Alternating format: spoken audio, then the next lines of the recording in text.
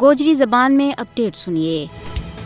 آج پورا مقبوضہ جموں کشمیر میں عید الفطر مذہبی عقیدت، احترام اور اس عزم کی تجدید کے نام منائی جا رہی ہے کہ مقبوضہ جموں کشمیر پر بھارت کا ناجائز اور غصبانہ قبضہ نہ کسی بھی صورت میں تسلیم نہیں کیا جا سکے، جس میں 5.25 لاکھ کشمیری اپنی جانوں کو نذرانوں پیش کر چکے ہیں، جبکہ آج بھی مقبوضہ جموں کشمیر کے بیچ قربانیاں کو جو سلسلہ جاری ہے۔ مقبوضہ جموں کشمیر کا مختلف شہروں اور قصبوں میں نماز عید الفطر کے جت سینکڑا بڑا اور چھوٹا اجتماعات منعقد ہویا ہیں، جنہاں میں لکھاں فرزندان اسلام نے شرکت کی۔ نماز عید کا روح پرور اجتماعات میں امت مسلمہ کی کامیابی اور مقبوضہ جموں کشمیر اور قبلہ اول کی برہمن اور صہیونی سامراج کا پنجہ استبداد دے آزادی کے واسطے خصوصی دعا مانگی گئی۔ اتے قابض بھارتی انتظامیہ نے کشمیری مسلمانوں نے سری نگر کا مرکزی عیدگاہ اور جامع مسجد میں عید الفطر کی نماز ادا کرنے دے محروم رکھے ہو، جس پر سری نگر کا شہریوں نے سخت رد عمل کو اظہار کرتا ہے کیا کہ قابض بھارتی انتظامیہ طرفہ عیدگاہ اور جامع مسجد سری نگر میں کشمیری مسلمانوں نے نماز عید ادا کرن نہ دیون کو یہ ناپاک عمل 2019 دے اس ویلہ تک جاری ہے، جبکہ فسطائی مودی حکومت نے مقبوضہ جموں کشمیر کی خصوصی حیثیت ختم کر دیتی تھی، چونکہ مملکت خداداد پاکستان کے نال عید مناؤن کی کشمیریوں کی روایت اس سے پہلے دی جا رہی ہے، اور جموں کشمیر اور اہل پاکستان کے بچکار گہرا ثقافتی اور مذہبی